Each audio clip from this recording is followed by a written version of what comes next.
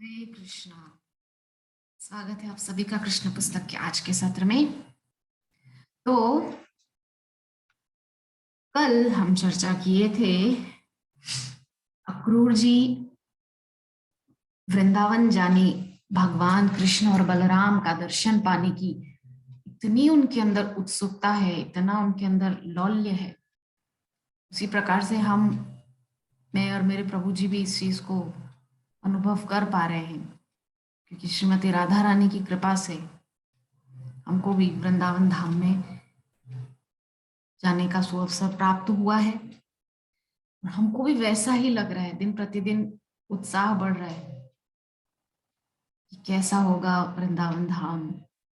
श्री राधा रमन लाल जी को साक्षात इन नेत्रों से देख पाएंगे, बांके बिहारी जी को देखेंगे, हमारे आचार्यों की समाधि का दर्शन करेंगे, श्री कृष्ण बलराम का दर्शन होगा, श्री राधा श्याम सुंदर, श्री गोपीनाथ जी, श्री राधा दामोदर, श्री मदन मोहन जी, श्री गोविंद देव जी, श्री साक्षी गोपाल जी, श्री द्वारिकाधीश जी, केशी घाट, चीर घाट, वंशी what, Nidhi one, Vishram Ghat, Govardhan, Barsana, Nandgaon, Gokul, Mathura, Vrindavan, इन सुंदर अद्भुत स्थानों का, इन रम्य स्थानों का दर्शन प्राप्त होगा, जहां पर श्री श्याम सुंदर नंगे पैरों से घूम घूम कर लीला लीला का विस्तार किए और आनंद का आस्वादन किए।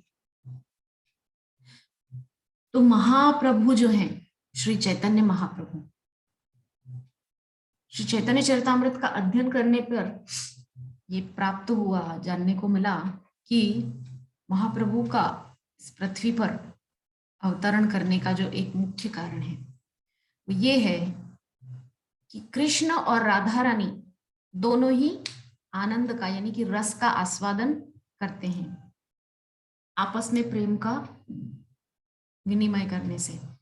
लेकिन कृष्ण को जितना रस का आस्वादन होता है, आनंद का अनुभव होता है, उससे 10 लाख, 10 मिलियन कितना होता है, 1 मिलियन में 10 लाख होता है, मतलब 1 करोड़ गुना ज्यादा रस का आस्वादन, आनंद की अनुभूति श्रीमती राधा रानी करती है। चाहे कृष्ण के वियोग में रहे, लेकिन श्रीमती राधा रानी कृष्ण से कई कई गुना ज्यादा रस का आस्वादन करती हैं, कई कई गुना ज्यादा आनंद की अनुभूति करती है।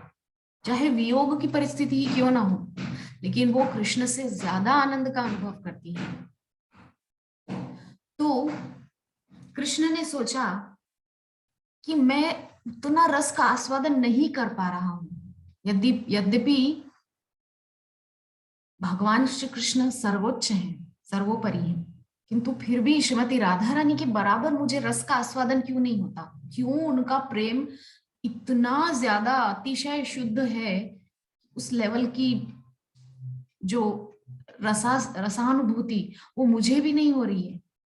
तो राधा रानी के स्तर का रसास्वादन करने के लिए श्याम सुंदर, श्री मधुसूदन कृष्ण गोपाल, श्रीमन महाप्रभु, गौरांग मिश्र, श्री कृष्ण चैतन्य प्रभु, निमाई पंडित, गौरा चांद के रूप में आए, श्री गौर सुंदर के रूप में आए इस नवद्वीप धाम में, इस मायापुर धाम में। और श्रीमती राधा रानी के स्तर का रसास्वादन उन्होंने किया। कैसी उन्माद की स्थिति में श्रीमती राधा रानी चली जाया करती थी। महाप्रभु क्रंदन करते थे, रोते ही रहते थे श्याम सुंदर की याद में, इतना बिलखते थे। समुद्र किनारे कभी कभी बैठे रहते तो इतना उनको आवेग आता, उनको लगता कि समुद्र के उस पार श्याम सुंदर खड़े हैं, तो श्याम सुंदर को मैं जाकर के आलिंगन कर लूं, अपने अंक में भर लूं, ऐसी इच्छा महाप्रभु के अंदर उठती थी। तो महाप्रभु दौड़ पड़ते थे। समुद्र से बड़ी बड़ी लहरें उठकर आ रही हैं, पुरी का समुद्र हम सबने देखा है कितना विशाल, इतनी बड़ी बड़ी लहरें उठती हैं, भयंकर। उन बड़ी बड़ी लहरों के बीच महाप्रभु अंदर चले जाते थे। श्रीवास पंडित, गदाधर पंडित नित्यानंद प्रभु उनको खींच खींच कर, हठात बलात् उनको खींच खींच कर लाते थे। इतना उन्माद, इतना आवेग उनको आता था, भाव का आवेग, इतना भावावेश में उन्मादित हो उठते थे महाप्रभु। तो ये है श्रीमती राधा रानी के स्तर का रसास्वादन, जिसको करने के लिए भगवान कृष्ण को भी भक्त का वेश धारण करना पड़ा। स्वयं कृष्ण भगवान के रूप में उस रस की अनुभूति नहीं कर पाए, सक्षम नहीं हो पा रहे थे, बहुत कोशिश की फिर भी। किंतु भक्त के रूप में आने पर भगवान को भी श्रीमती राधा रानी का प्रेम कितना गहरा, कितना शुद्ध, अतिशय शुद्ध है, उसकी अनुभूति करने के लिए महाप्रभु रूप में श्री कृष्ण आए। तो इस प्रकार से जो है वृंदावन की जो भूमि है वो प्रेम की भूमि है,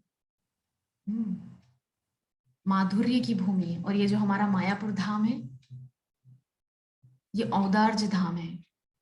यहाँ पर महाप्रभु इतने ज्यादा करुणाशील हैं कि बड़े से बड़ा अपराध भी भक्त का क्षमा कर देते हैं, क्योंकि उनका एक ही मिशन है। वो क्यों आए पृथ्वी पर? उनका एक ही मिशन है कि प्रत्येक जीवात्मा को कृष्ण चरणों की भक्ति प्राप्त हो। करो, जितने भी अपराध हैं क्षमा कर दो।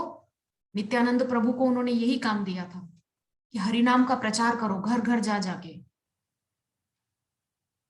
हरिदास ठाकुर, नित्यानंद प्रभु सब अपने अपने स्तर पे प्रचार कर रहे थे महाप्रभु के आदेश को पा करके, क्योंकि महाप्रभु ने आज्ञा दी थी कि कैसा भी हो, पतित हो कितना भी, उसको कृष्ण की भक्ति देना ही हमारा कार्य होना चाहिए, बस हमारे जीवन का उद्देश्य होना चाहिए। ये महाप्रभु का आदेश नित्यानंद प्रभु और हरदास ठाकुर और बाकी सभी पार्षदों को महाप्रभु ये आदेश दिए थे। यद्यपि पार्षद सभी को आदेश अलग अलग रूप में प्राप्त हुआ, वो अलग बात है।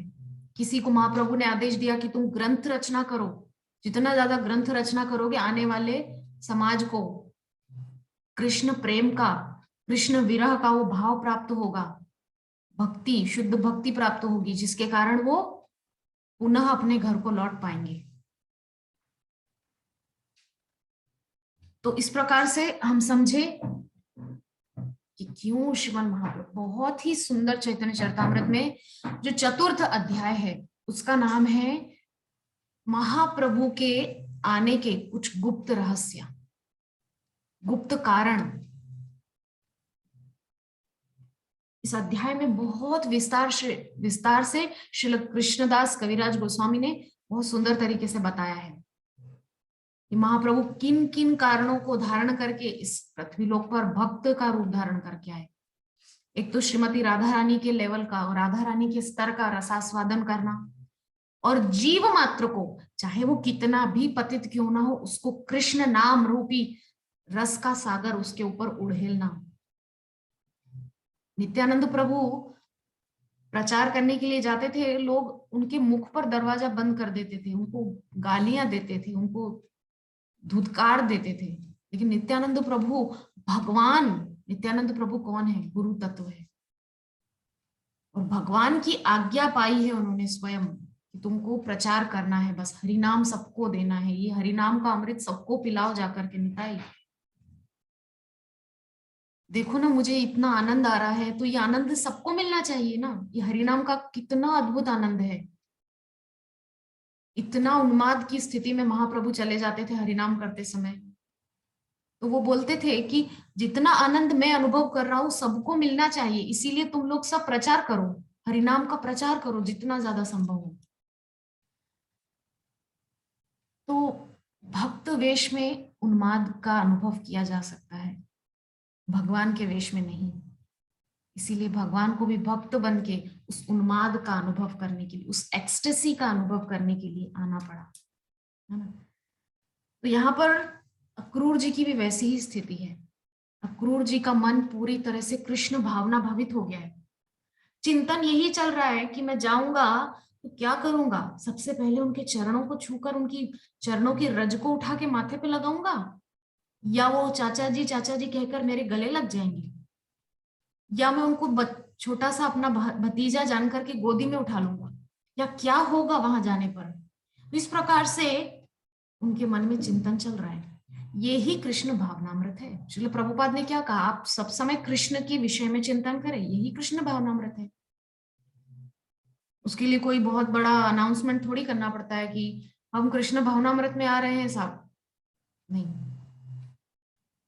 आपको केवल अपने चिंतन में सब समय इस बात को लाना है कि मेरा लक्ष्य कृष्ण को प्राप्त करना है, बस, है ना। तो कल हम चर्चा किए थे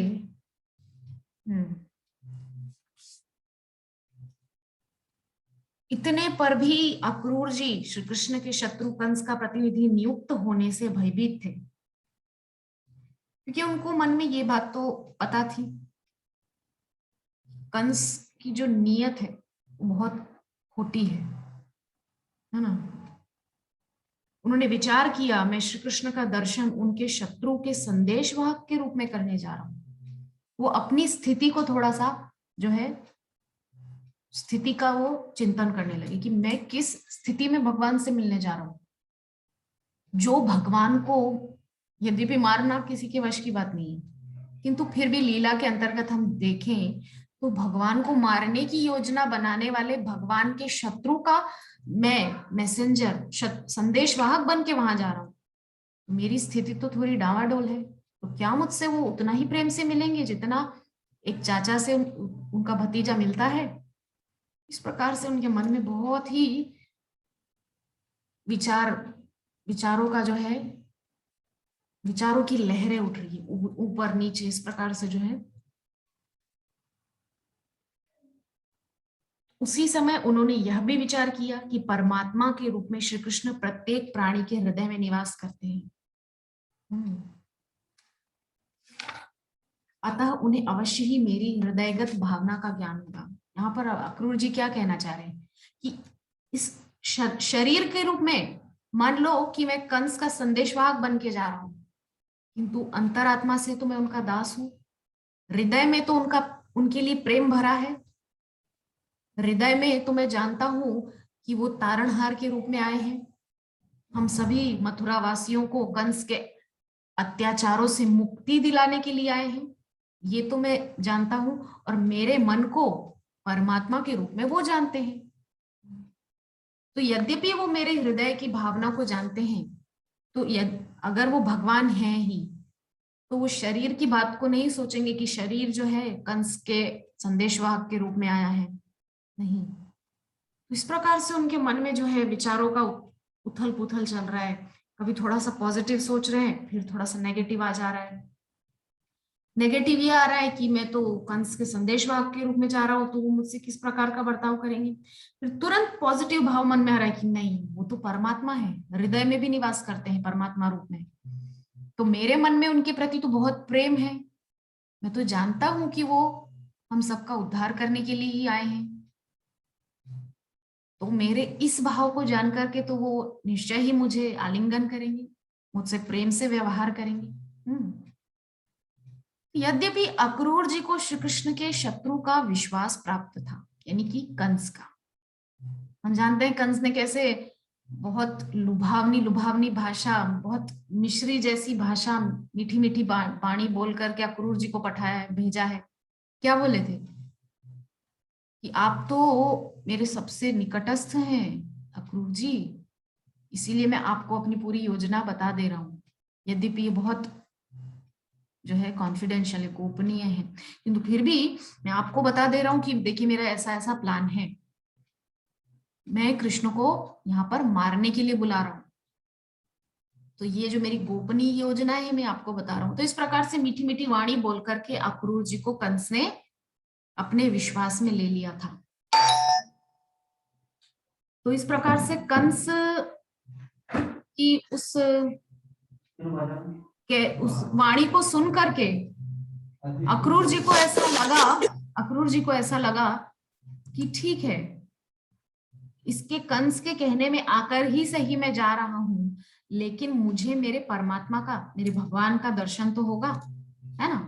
तो इस प्रकार से अक्रूर जी चलते जा रहे हैं, किंतु उनका हृदय निर्मल था। किसका? अक्रूर जी का। अक्रूर जी का हृदय निर्मल है, यद्यपि वो कंस के संदेशवाहक के रूप में जा रहे थे अक्रूर जी, किंतु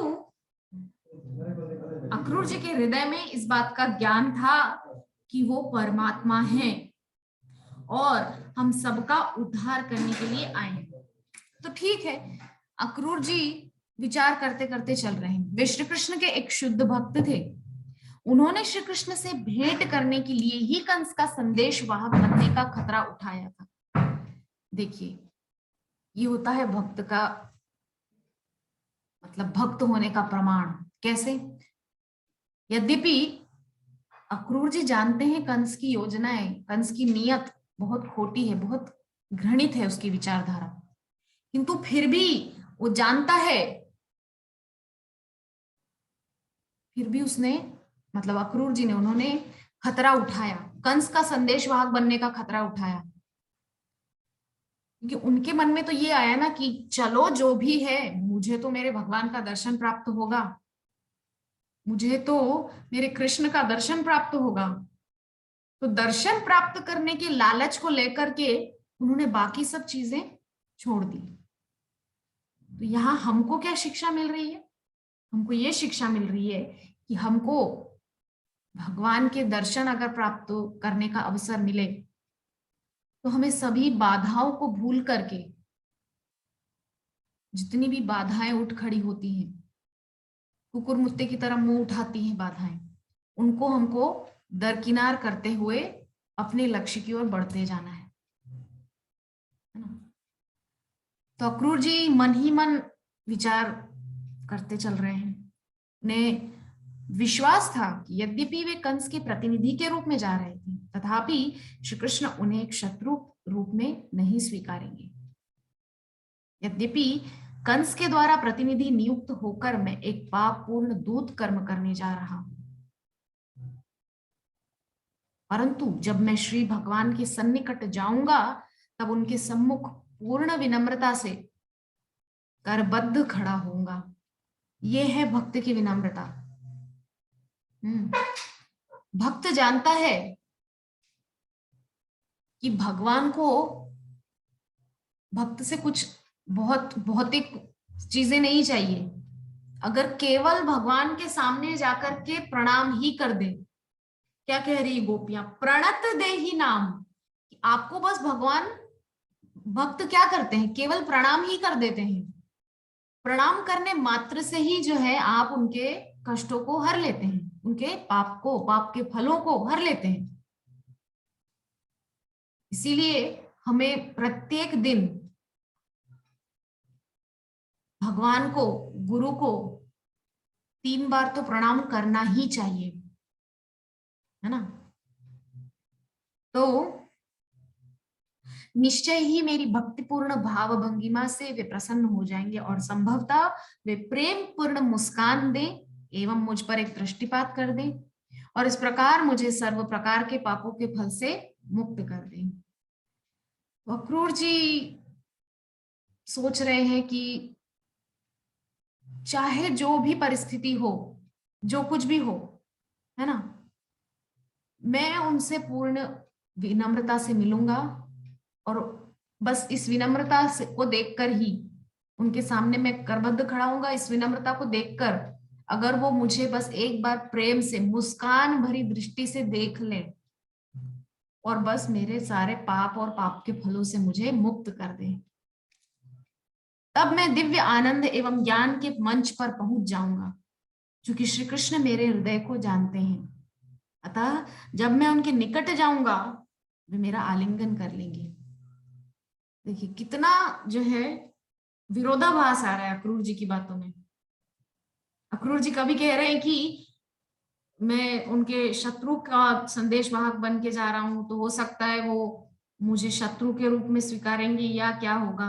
और अभी वो कह रहे हैं कि चूंकि भगवान मेरे हृदय को जानते हैं तो वो मुझे आलिंगन कर लेंगे क्योंकि मैं उनसे प्रेम करता हूं। मैं न केवल यदुवंश का एक सदस्य हूं अपितु उनका संबंधी और एक निष्कलंक विशुद्ध भक्त भी हूं। अक्रूर जी अपनी स्थिति को वहां पर जो है समझा रहे हैं। उनके दयापूर्ण आलिंगन से मेरा शरीर, मेरा हृदय एवं आत्मा शुद्ध हो जाएंगे और मेरे विगत जीवन के कर्म एवं उसके फल पूर्ण रूप से धुल जाएंगे। भगवान को बस एक बार कोई कह दे कि भगवान मैं आपका हूं, तो भगवान कहते हैं कि बस इतना कह भर दो, तुम मुझे कुछ मत दो, कुछ मत चढ़ाओ। गीता में तो भगवान ने ये भी कहा है कि पत्रम पुष्पम फलम तोयम, ये सब भी मत दो मुझे, एक बार बस इतना कह दो कि हे भगवान मैं आपका हूं और आप मेरे हैं।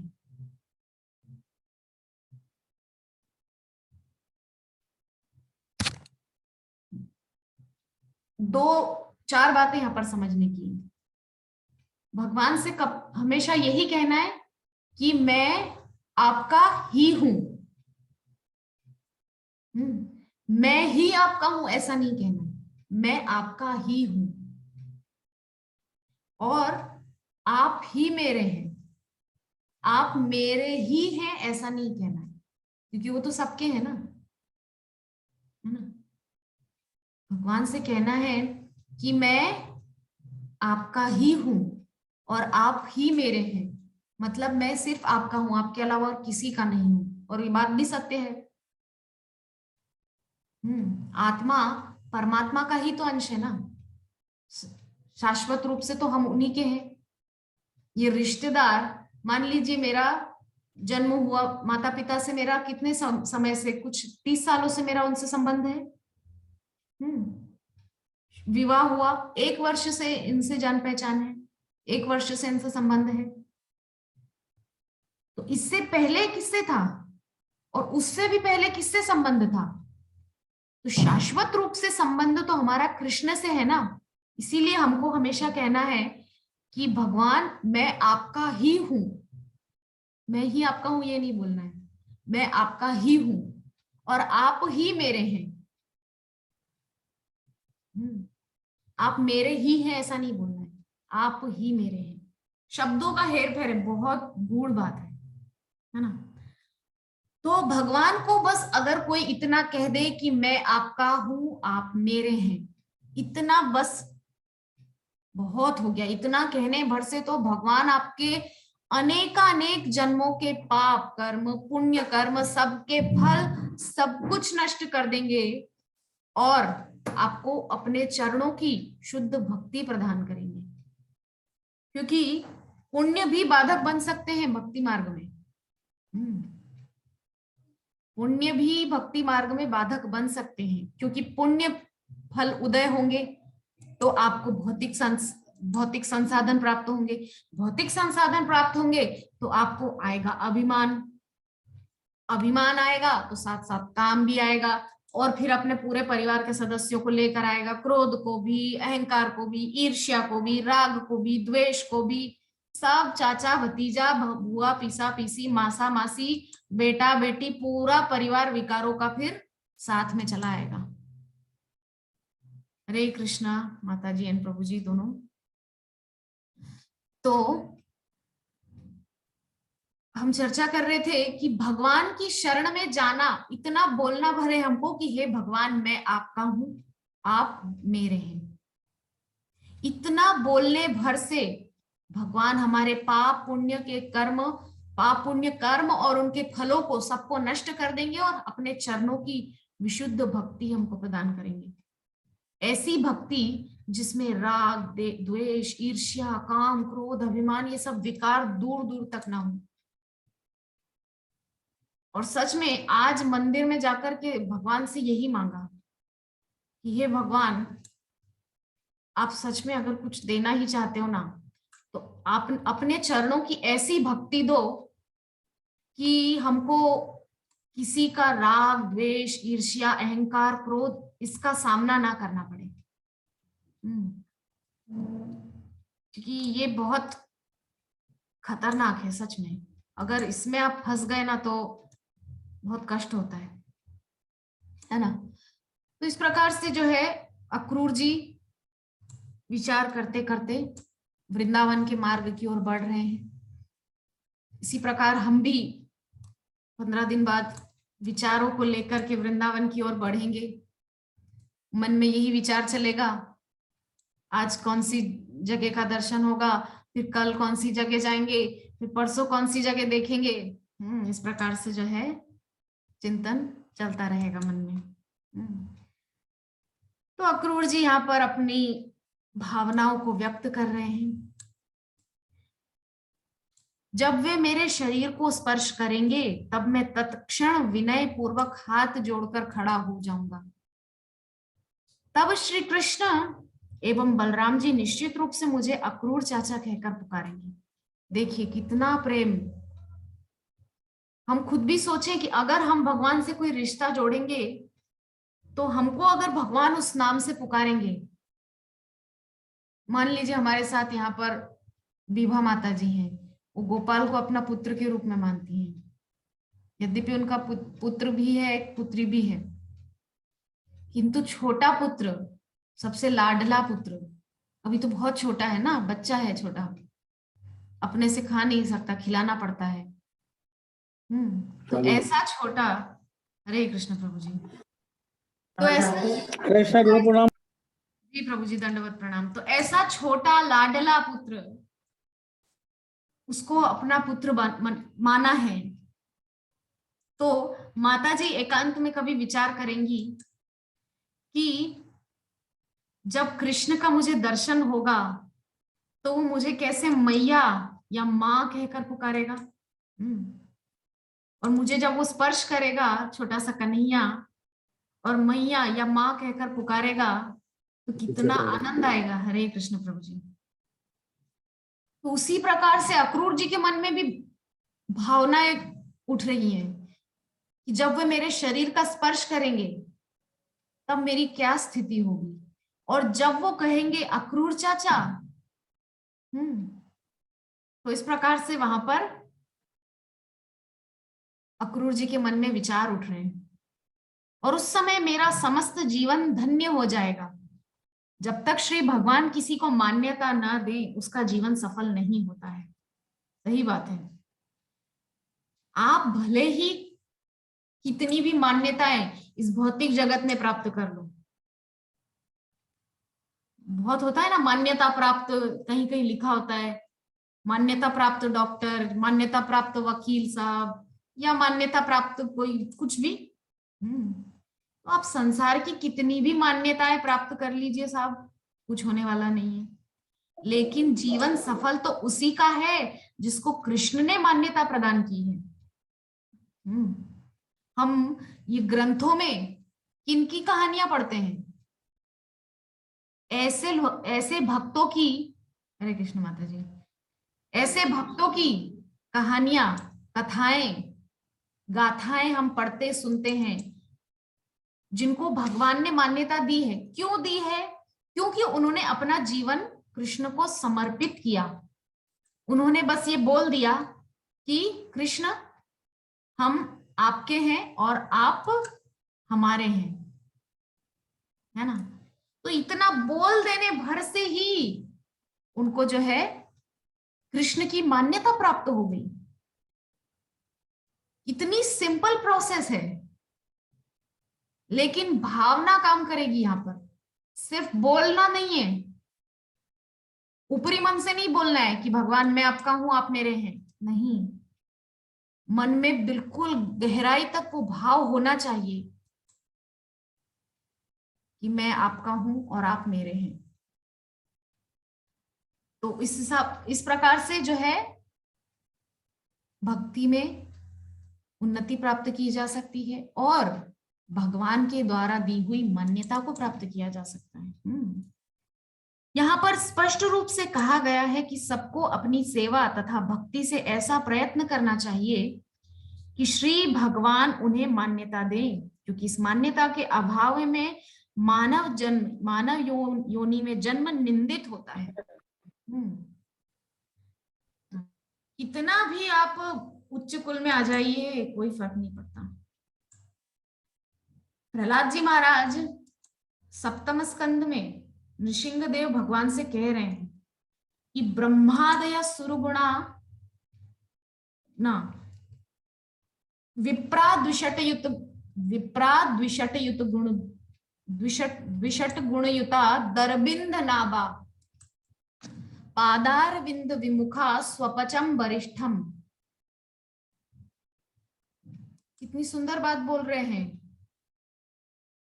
प्रहलाद जी महाराज नृसिंहदेव से कि हे भगवान, विप्रा द्विषट गुण युता, विप्र जो है, ब्राह्मण जो है, उसमें 12 गुण होने चाहिए। 12 गुणों से संपन्न यदि कोई है तो वो ब्राह्मण कहा जाएगा, अन्यथा वो ब्राह्मण होने के बाद भी शूद्र है। यद्यपि ब्राह्मणों को ब्राह्मण ही कहना चाहिए, किंतु फिर भी शास्त्रों ने भी इसको कह दिया है कि ब्राह्मण अगर 12 गुणों से संपन्न है तो ही वो शुद्ध ब्राह्मण कहा जाएगा। और यहाँ प्रहलाद जी ने भी इस बात को जो है सिद्ध कर दिया कि विप्रा द्विषट गुणयुता दरबिंद नाभार, कि ब्राह्मण जो 12 गुण से संपन्न है फिर भी पादार विंद विमुखात स्वपचम वरिष्ठम, कि आपके पादार विंदों से यदि वो विमुख है, 12 गुणों से भरा होने के बावजूद भी वो ब्राह्मण श्रेष्ठ नहीं है। प्रहलाद जी महाराज बोल रहे हैं, या मैं नहीं बोल रही हूं। सप्तम स्कंद का श्लोक है, कौन सा है मैं कल की क्लास में उसको कोट कर दूंगी, कौन से अध्याय का है, सप्तम स्कंद का कौन सा अध्याय वो मुझे अभी याद नहीं आ रहा है।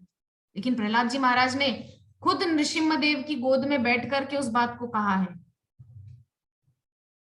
कि ब्राह्मण 12 गुणों से परिपूर्ण है, किंतु आपके चरणों में उसकी प्रीति नहीं है। पादार विंद विमुखा स्वपचम वरिष्ठम, आपके पादार विंदों से विमुख है तो उसका ब्राह्मणत्व भी किसी काम का नहीं, बेकार है। किंतु स्वपचम वरिष्ठम, अब स्वपच किसको कहते हैं? आप में से किसी को पता है स्वपच किसको बोला जाता है? स्वपच, स्वपच कुल किसको कहा जाता है? विभा माता जी आप जानते हैं स्वपच?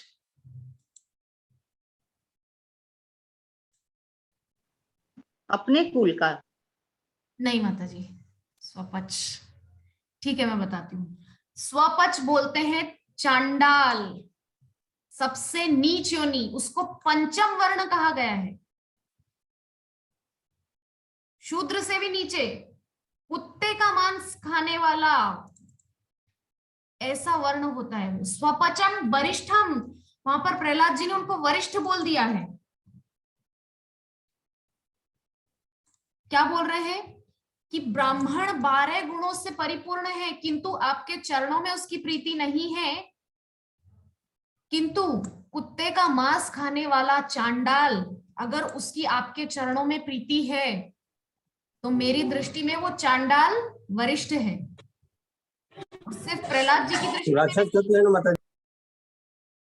जी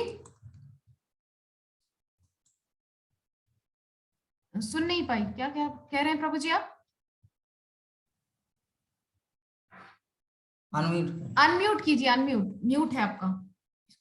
मेरा फेस पूरा उल्टा दिख रहा है। मांस खाने वाला को राक्षस राक्षस बोलते हैं ना? नहीं, कुत्ते का मांस खाने वाला, यहाँ पर भागवतम में उसके लिए स्वपच शब्द इस प्रयोग में आए हैं, जो कुत्ते का मांस खाते हैं, बिल्कुल नीच, शूद्र से भी नीचे। यद्यपि 4 वर्ण हैं, हम सभी जानते हैं, ब्राह्मण, क्षत्रिय, वैश्य और शूद्र, ठीक है ना? आप सबको प्रभु जी ने क्लास में कई बार बताया भी होगा इस बात पे, आप सब जानते भी हैं।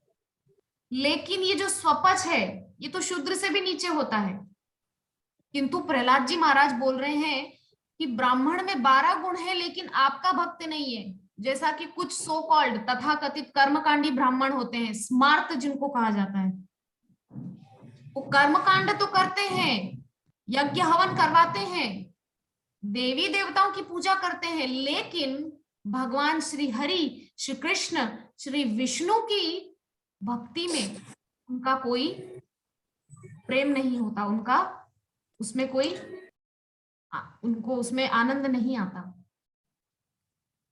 ब्राह्मण, जैसा कि हम सभी जानते हैं, महाप्रभु की लीला में जब महाप्रभु इस नवद्वीप धाम में लीलाएं कर रहे थे, जब महाप्रभु अपनी युवावस्था में थे, उस समय महाप्रभु जब प्रचार कार्य शुरू किए थे, महाप्रभु ने अपनी लीलाएं प्रकाशित करना शुरू ही किया था, अपना स्वरूप प्रकाशित करना शुरू ही किया था, तभी ब्राह्मणों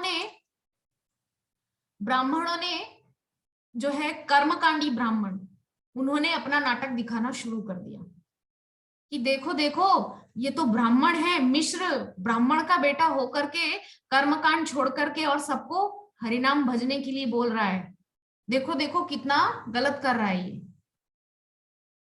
ब्राह्मण का कार्य है वेद पाठ करना, वेद पाठ करवाना, यज्ञ हवन करना, किसी की शादी पढ़वा देना, किसी के घर सत्यनारायण पूजा करवा देना। ये तो देखो ब्राह्मण होकर के भी सबको जो है यहाँ पर हरिनाम जपने की बस दीक्षा दिए जा रहा है, हरिनाम जपने का बोल रहा है सबको। बस एक हरिनाम जपने से क्या होगा, इतना सस्ता समझा है इन्होंने मुक्ति को। इस प्रकार से जो है खरी खोटी सुनाने लगे। वो तथाकथित ब्राह्मण यद्यपि ब्राह्मण थे, सब गुणों से परिपूर्ण, 12 गुणों से 12 गुणों से परिपूर्ण ब्राह्मण थे, किंतु हरिनाम में निष्ठा नहीं थी। तो प्रहलाद जी महाराज कह रहे हैं कि ऐसा ब्राह्मण भी 12 गुणों से पूर्ण है, किंतु उसकी अगर भगवान के चरणों में प्रीति नहीं है, पादारविंद विमुख हाथ आपके पादारविंदों से विमुख है, तो वो श्रेष्ठ नहीं है। किंतु स्वपच कुल में जन्म लेने वाला, कुत्ते का मांस खाने वाला भी श्रेष्ठ है। अगर वो कुत्ते का मांस खा रहा है तो भी कोई मतलब नहीं, किंतु उसकी आपके चरणों में यदि प्रीति है तो वो मायने रखता है।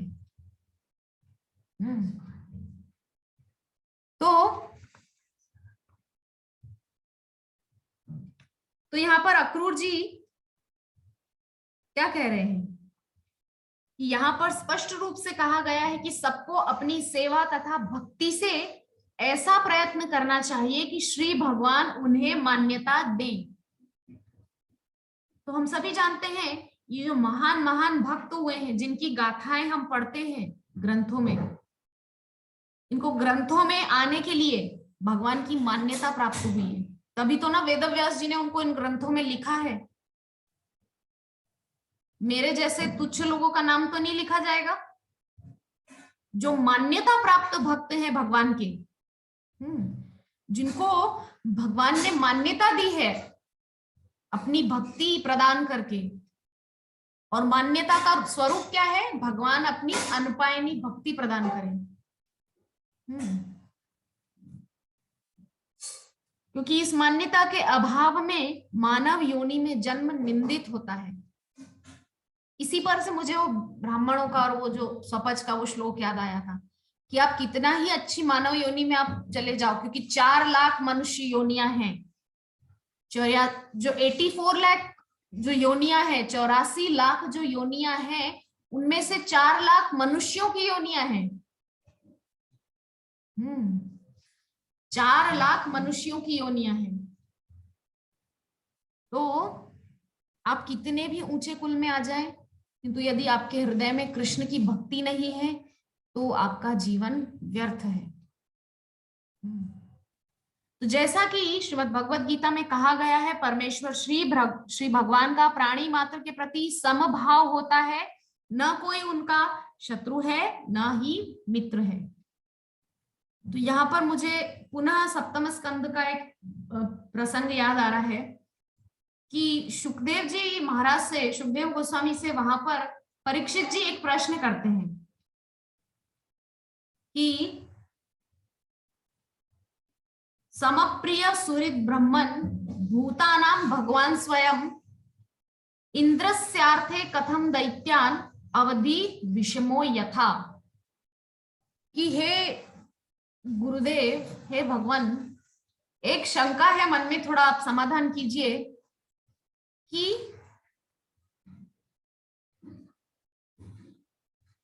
श्लोक क्या था, इतनी देर में भूल गई। समप्रिय सुहृद ब्रह्मन, कि हे सुखदेव जी, समप्रिय भगवान है, समप्रिय सबसे समान रूप से प्रेम करते हैं। सुहृद ब्रह्मन सबके सुहृद हैं, अर्थात सबके हृदय में उनका एक प्रेम पूर्ण स्थान है और सबके लिए उनके मन में प्रेम है। सुहृद उसको कहा जाता है जो आपके हृदय के अनुकूल रहे, यानी कि आपके मनोनुकूल जो रहे, उसको सुहृद बोलते हैं। समप्रिय सुहृद ब्रह्मन, ब्रह्मन यानी कि भगवान, भगवान को वहां भगवान के विषय में सुखदेव जी महाराज से परीक्षित जी महाराज कह रहे हैं कि समप्रिय सुहृद ब्रह्मन भूतानाम भगवान स्वयं, प्रत्येक प्राणी के हृदय में निवास करने वाले वो परमात्मा भगवान स्वयं। इंद्रस्यार्थे कथम कथम दैत्यान अवधीत विषमय था। इंद्र के लिए, देवताओं के लिए दैत्यों को वध कर देते हैं, मरवा देते हैं, उनका जीवन ले लेते हैं। विषमो यथा, ये तो वैषम्य है, ये तो विषमता है। सुखदेव जी से इस प्रकार से बोल रहे हैं, प्रश्न पूछ रहे हैं परीक्षित जी महाराज कि यद्यपि भगवान समप्रिय है, सबसे समान रूप से प्रेम करते हैं, सबके सुहृद हैं, हाँ, भूतानाम भगवान स्वयं सबके हृदय में परमात्मा रूप से निवास करते हैं, ब्रह्मन भी हैं, परमेश्वर भी हैं, किंतु देवताओं के लिए, इंद्र के लिए दैत्यों को मरवा देते हैं, दैत्यों का वध करवा देते हैं, ये तो विषमता है। तब वहां पर सुखदेव जी को थोड़ी सी मुस्कान आ गई मुख पर कि राजन, मैंने तो तुमसे नहीं कहा कि भगवान किसी का पक्ष लेते हैं और किसी का पक्ष नहीं लेते हैं। तो बोले आप 4 दिन से, यानी कि 3 दिन से आप और बोल क्या रहे हैं? आप तो यही बता रहे हैं ना कि भगवान ने दैत्यों को मार दिया, दानवों को मार दिया, असुरों को मार दिया, राक्षसों को मार दिया, देवताओं की रक्षा की, भक्तों की रक्षा की, संतों की रक्षा की। तो ये तो विषमता है ना। तो वहां पर सुखदेव जी ने बहुत सुंदर बात कही कि राजन, ये सब काम है भगवान की दृष्टि का। चलो अब दृष्टि की बात उठी है तो एक छोटा सा किस्सा मैं सुनाती हूँ। ब्रज की बात है। ब्रज में जब छोटे से कन्हैया, 5 वर्ष के जब कन्हैया हो गए, माता यशोदा ने सोचा कि चलो एक काम करते हैं, कन्हैया 5 वर्ष के हो गए हैं तो क्यों ना इनका नाम लेकर के यमुना महारानी में थोड़ा दीपदान कर लेते हैं, थोड़ा जो है लाला की आयु में वृद्धि हो जाएगी, लाला का यश बढ़ेगा, खूब सुंदर सुंदर इसको जो है पत्नी मिलेगी, खूब सुंदर जो है इसका आगे का जीवन सफल होगा। इस प्रकार से यशोदा मैया ने निश्चय किया कि 5 साल के कन्हैया के लिए चलो दीपदान करेंगे, है ना। तो इस प्रकार से सोच करके मैया दीपदान करने के लिए सब निकल पड़े। सारी गोपियां मंगल गीत गा रही हैं, ग्वाल बाल गैयाएं सब, बाबा मैया, रोहिणी मैया, यशोदा मैया, नंद बाबा, बलराम, कृष्ण, सब सखा सखी सब साथ में चल रहे हैं और खूब मंगल गान गाए जा रहे हैं। और इस प्रकार से हैं। तो माता यशोदा ने क्या किया, जमुना जी में उतर गई दीपदान करने के लिए। बोले मेरे लाला 5 वर्ष के है गए हैं तो चलो थोड़ा इनके लिए दीपदान कर देती है।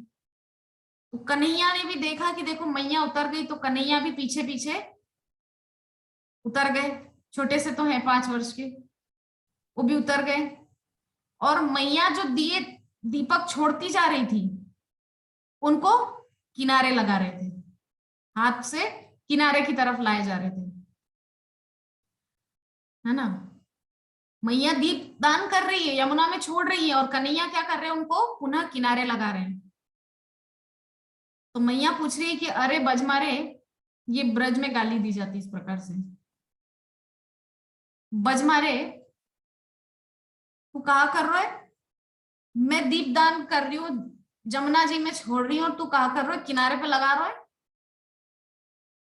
ऐसे ब्रज में ऐसी ब्रज भाषा होती है। तो कन्हैया बोल रहे हैं कि मैया मेरा तो ये स्वभाव है, मैं क्या करूं, जो मेरी नजरों के सामने आ जाता है। बात बहुत गहरी है, बहुत ध्यान देने की। जिस प्रसंग पे हम चर्चा कर रहे हैं ये वही है, जो मान्यता शब्द आया था ये उसी के अंतर्गत है।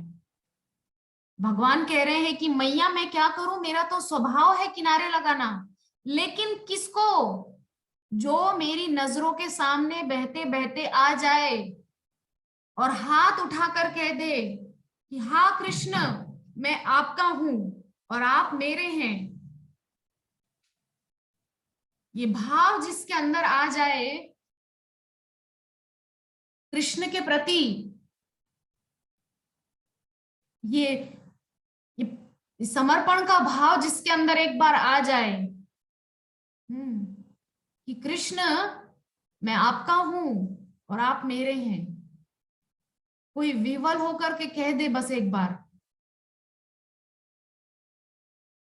तो कृष्ण कह रहे हैं कि मैया मेरा तो स्वभाव है, मेरी नजरों के सामने जो बहता हुआ आ जाता है उसको किनारे लगाना मेरा धर्म है। ब्रह्म संहिता के सेमिनार में भी इस पर बहुत चर्चा हुई थी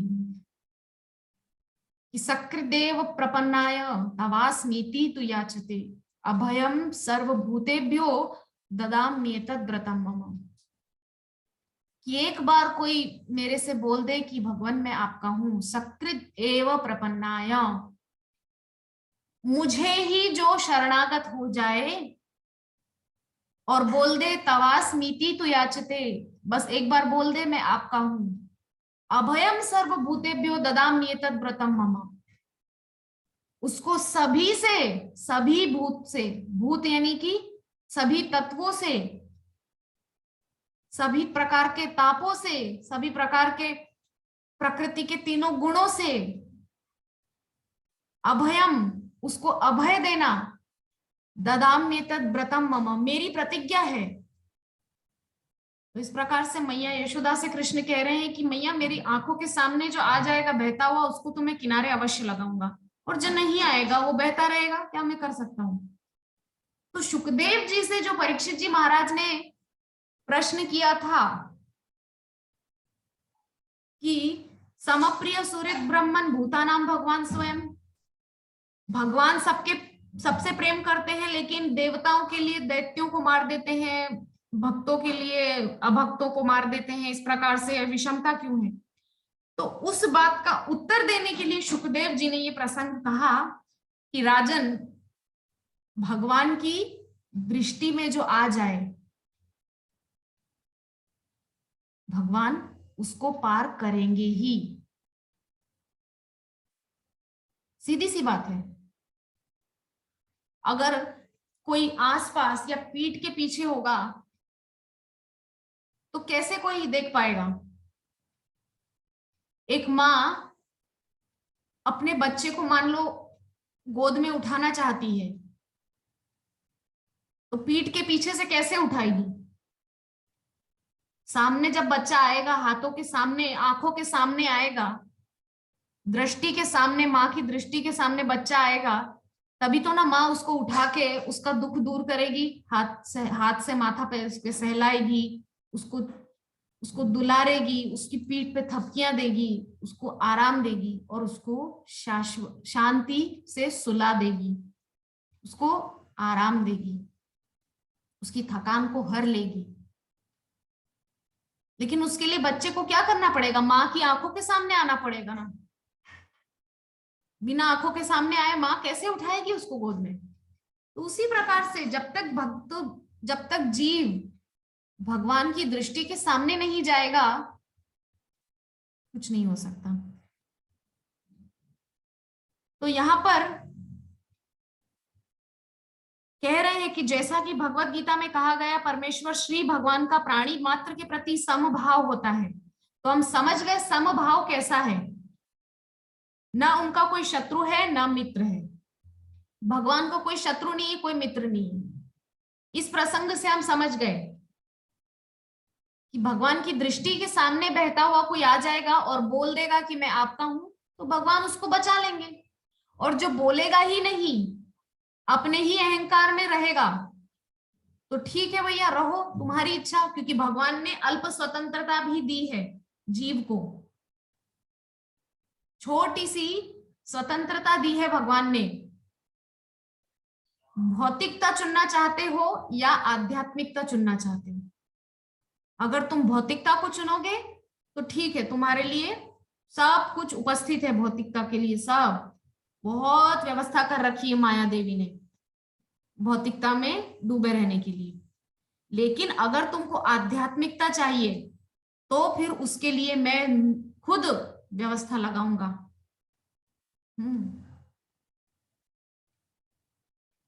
आज से करीब 2 साल पहले मैं खुद भी, जैसे प्रभु जी कल अनामिका माता जी के विषय में बोल रहे थे, तो आज मंदिर में बैठ करके जब मैं जप कर रही थी, महाप्रभु के सामने बैठकर जप कर रही थी, पंचतत्व के सामने, तो मैं विचार कर रही थी आज से 2 साल पहले मेरी स्थिति क्या थी। माँ पापा अपना काम करते थे और मैं घर में उंगलियों पर जप करती थी। इस प्रकार से 1 2 3 4 5 6 7 8 9 10 11 12 13 14 15, ठीक है, कितना होता है? 15 साते 105 होता है। तो 7 बार ऐसा पूरा पूरा गिन करके और फिर 3 बार इधर गिनती थी, 108।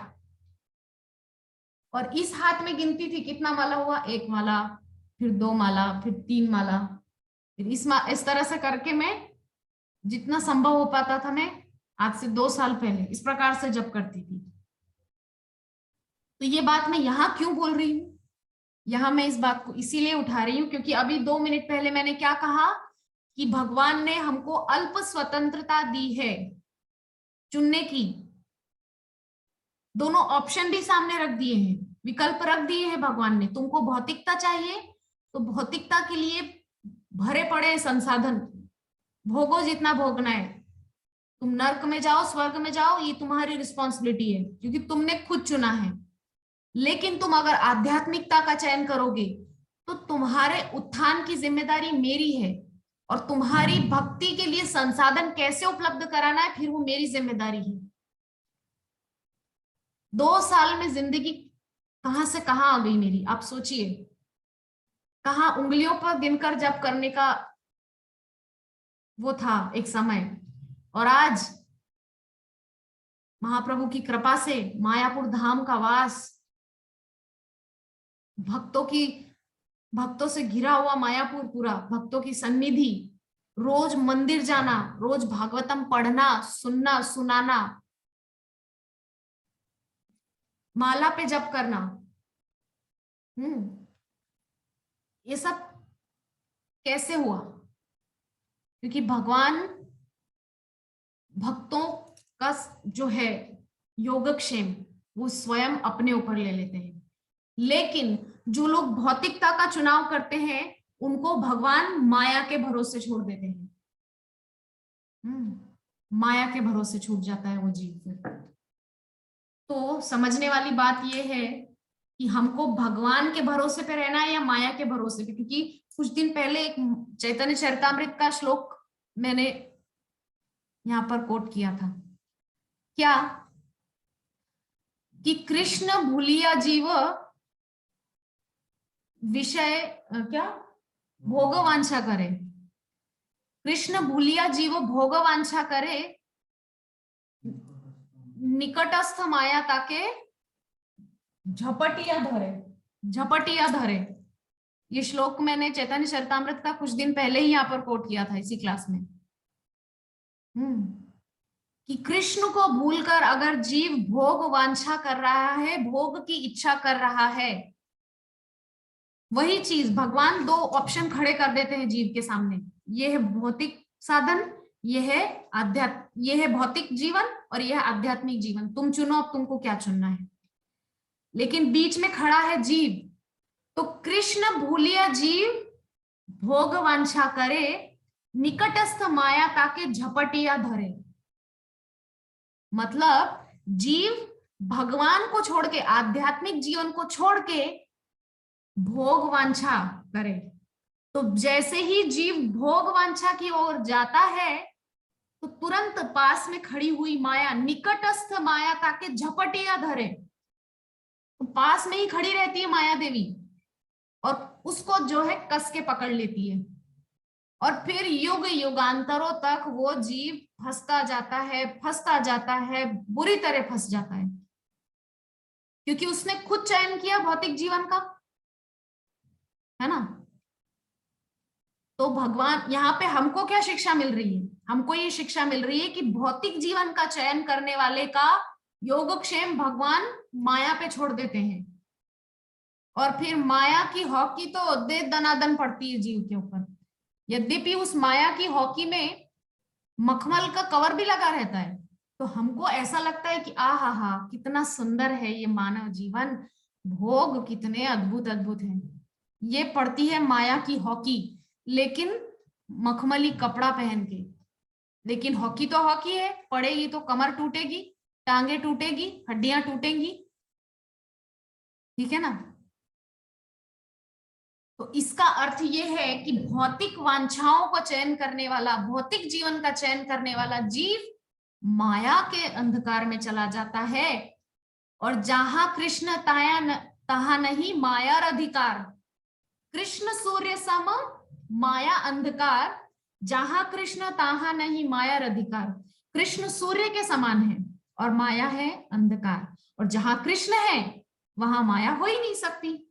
तो अगर हम भौतिक जीवन का चयन करेंगे तो हम माया के अधीनस्थ बन जाएंगे, और यदि हम आध्यात्मिक जीवन का चयन करेंगे तो हम चाहे कितने भी पतित क्यों ना हो, कृष्ण हमारा योगक्षेम वहन करेंगे। भगवान ने गारंटी दी है, भगवान ने सर्टिफिकेट लिख के छोड़े इतने सारे हमारे लिए। ये रामायण की चौपाई है, सकृत देव प्रपन्नाय तव स्मिति तु याचते अभयं सर्वभूतेभ्यो ददामि एतद् व्रतं मम। भगवत गीता में भगवान ने सर्टिफिकेट दे दिया है कि अनन्यांश चिंतयन्तो माम ये जनाः पर्युपासते तेषां नित्याभियुक्तानां योगक्षेमं वहाम्यहम्।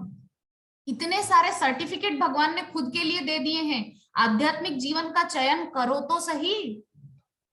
तुम भयंकर से भयंकर अपराधी, पापी, दोषी हो, मैं तुम्हारा योगक्षेम उठाऊंगा। तुम निश्चिंत हो जाओ, तुमको चिंता करने की आवश्यकता नहीं है। तुम्हारे पाप राशि कितनी भी भयंकर क्यों ना हो। गोवर्धन लीला के बाद जब सुरभि मैया, इंद्र और उनके साथ में उनका वाहन जो है ऐरावत, ये जब सब आए थे, तो माता सुरभि ने वहां भगवान को नाम दिया है गोविंद।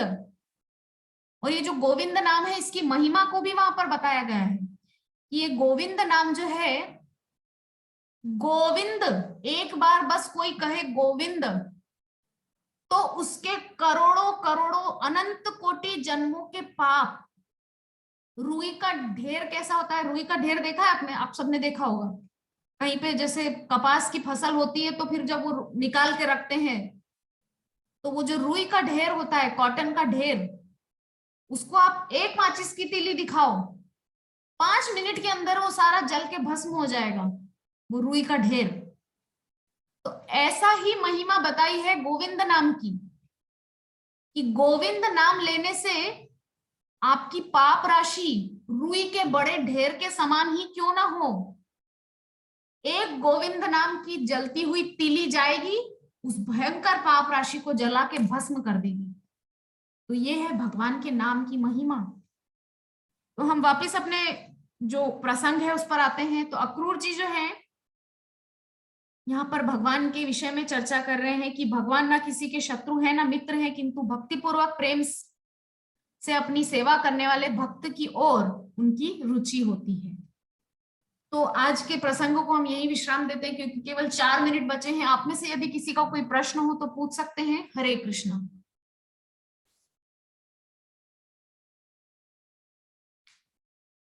हरे कृष्णा। प्रेम प्राण मोहन प्रभु जी, आपका कुछ प्रश्न है?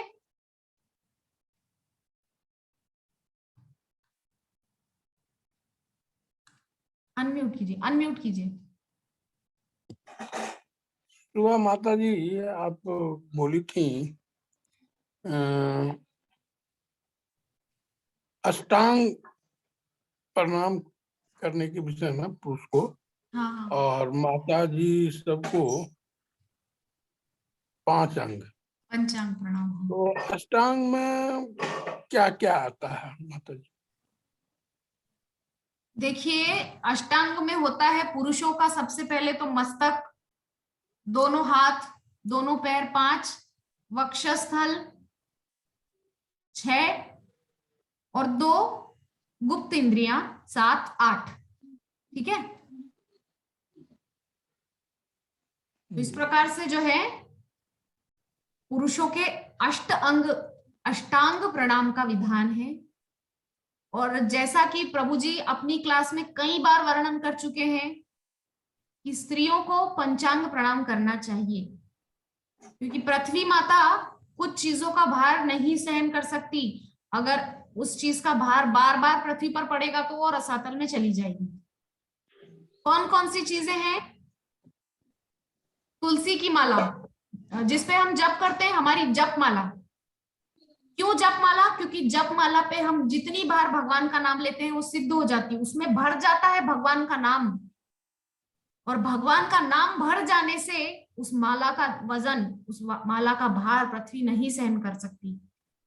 और रुद्राक्ष की माला, हाँ, और माताओं के, स्त्रियों के स्तनों का भार पृथ्वी नहीं झेल सकती। इसीलिए स्त्रियों को पंचांग प्रणाम करने का और पुरुषों को अष्टांग प्रणाम करने का प्रावधान है। ठीक है।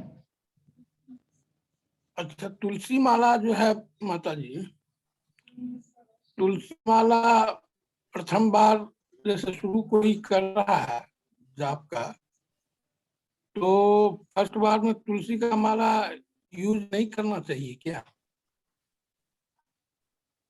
इसके विषय में प्रभु जी बता पाएंगे। तुलसी माला, तुलसी माला का जो जाप करता है, तुलसी माला पर जो हम कहता जप है करते हैं, कि हाँ, जैसे हम अभी तुलसी माला से ही स्टार्टिंग किए हैं, वैसे तो पहले गायत्री मंत्र का जाप करते थे, तो वो क्या चीज का था, बेल का था या क्या चीज का था पता नहीं। तो लेकिन अभी जो स्टार्टिंग किए हैं ये हरे कृष्ण मंत्र जाप,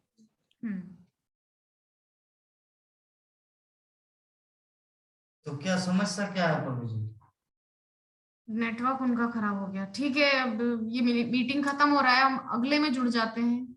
अगले महीने में फोन करके बता दूँ। ठीक है, तो अगर आपका कोई प्रश्न है तो आप